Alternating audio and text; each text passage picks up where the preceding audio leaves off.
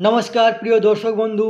West Bengal joint entrance examination বোর্ডের মাধ্যমে ANM ও GNM যে 2 বছর ও 3 বছরের কোর্সের যে অ্যাডমিশন, সেই অ্যাডমিশনের অনলাইন রেজিস্ট্রেশন শুরু হয়ে গেছে।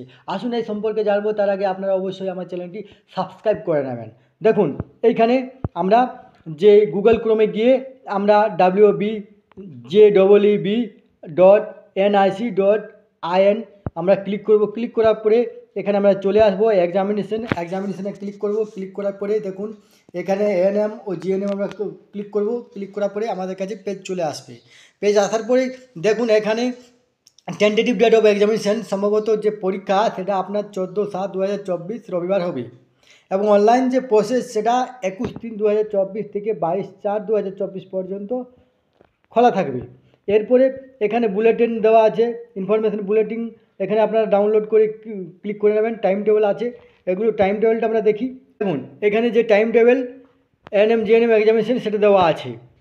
দেখুন, online application with payment of fees, আপনি যে অনলাইন অ্যাপ্লিকেশন সেটা 21/3/2024 থেকে 21/4/2024 পর্যন্ত।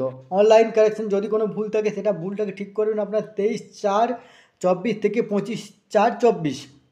তারপরে অ্যাডমিট কার্ড যেটা ডাউন, সেটা সম্ভবত 5/7/2024 থেকে 14/7/2024।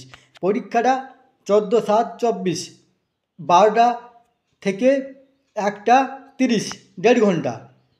কোনো কারণবশত হয়তো চেঞ্জ হতে পারে, এবং রেজাল্ট পরে জানানো হবে। এরপরে আসুন আমরা দেখব যে কীভাবে আপনারা রেজিস্ট্রেশন করবেন।